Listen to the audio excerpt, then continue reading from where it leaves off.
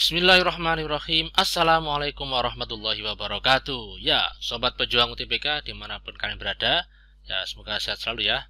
Nah, pada kesempatan kali ini saya akan mencoba melanjutkan tentang pembahasan prediksi soal UTBK Saintek ya. Nah, kali ini materi adalah trigonometri. Di pertemuan sebelumnya kita sudah mempelajari tentang materi-materi atau soal-soal tentang limit fungsi aljabar, limit tak hingga, limit trigonometri. Kemudian di video yang kedua tentang barisan dan deret. Nah, kali ini kita ke trigonometri. Nah, trigonometri ini biasanya selalu keluar ya di UTBK, jadi mohon disimak dengan baik ya. Oke, baik. Yang akan kita bahas nanti di video kali ini adalah ada dua soal ya, nggak banyak-banyak, biar nggak panjang videonya, cukup sedikit tapi frekuensinya banyak, gitu ya, biar nggak bosan. Ada dua soal. Nah, ini soal tentang apa ini ya, persamaan trigonometri ya, dan rumus trigonometri juga. Kemudian ini tentang fungsi trigonometri, dan trigonometri ini banyak dikeluhkan oleh banyak orang, banyak siswa. Kenapa? Karena yang pertama rumusnya banyak ya, yang kedua harus bisa dalam memanipulasi ya, gitu. Jadi ada trik-triknya itu yang harus dikuasai. Selain hafal juga harus bisa trik. Oke, langsung saja kita ke soal nomor 1. Jika sin alfa min sin beta sama dengan akar A, kemudian cos alfa ditambah cos beta sama dengan akar B, maka cos alfa plus beta. Nah, ini kita mau nggak mau harus tahu ini rumusnya bagaimana caranya ya. Gitu. Nah, prosesnya bagaimana nih?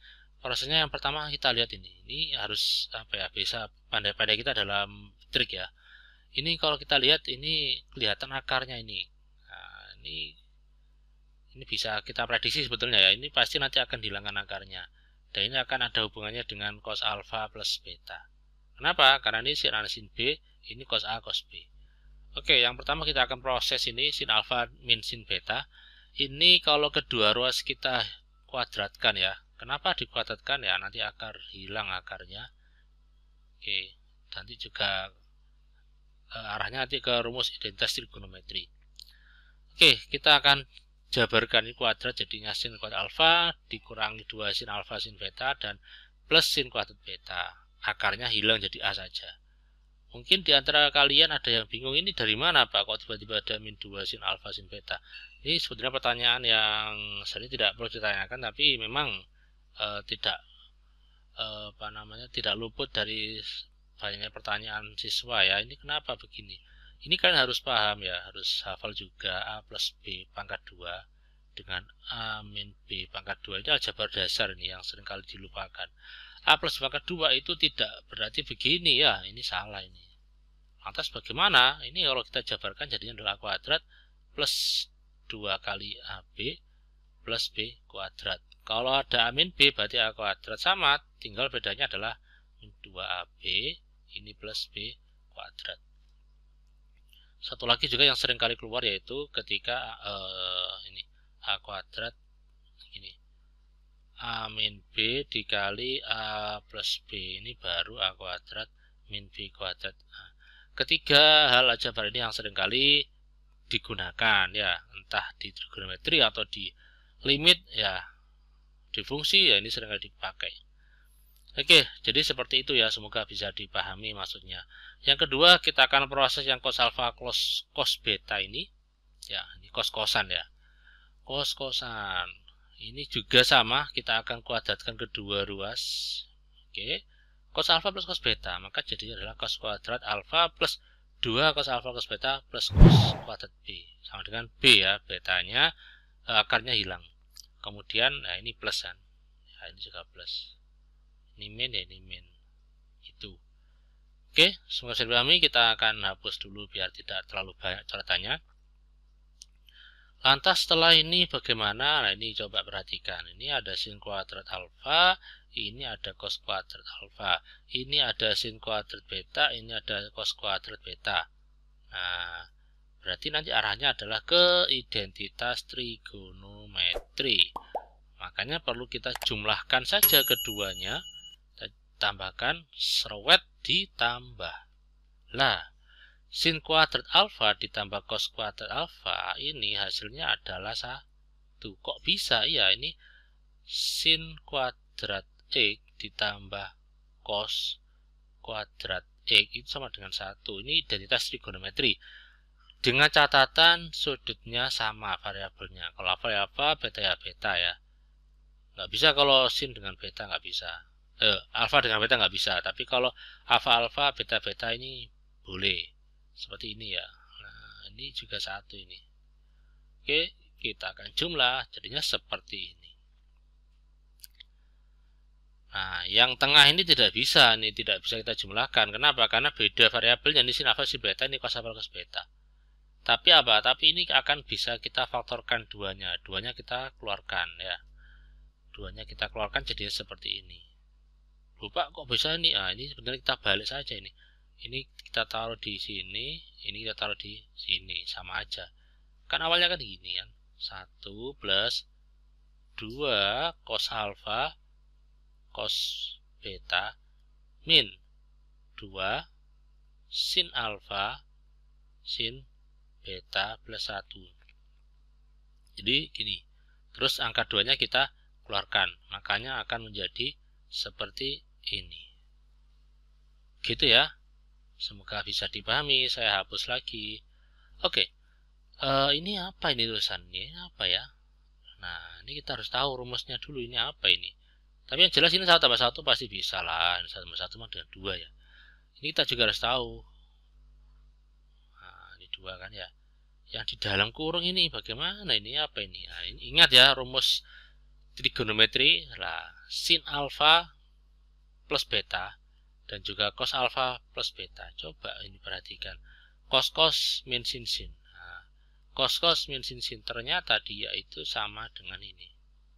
Nah, ini saya anggap, ini kita anggap ya alfa A dan B ini adalah alfa dan beta. Kadang ada X dan Y, terserah lah ya. Sama ya, cos min sin sin. Nah, cos min sin sin. Berarti harus hafal Pak? Iya, ini harus hafal ini.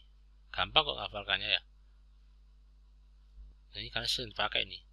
Oke, selanjutnya maka yang di dalam kurung ini bisa kita tuliskan menjadi cos alfa plus cos beta. Jadinya seperti ini. Kemudian angka 2-nya kita pindah karena yang ditanya adalah cos alfa plus beta. Berarti 2 cos alfa plus beta sama dengan A plus B min 2. Kemudian karena di sini ada angka 2 maka akan menjadi pembagian. Cos alfa plus beta sama dengan A plus B min 2 per 2. Seret-seret. Sehingga hasilnya adalah D. Pak, ini apa hasil-hasil ini? Nah, ini adalah ya ciri khas saya ya. Kalau udah selesai biasanya kayak gitu.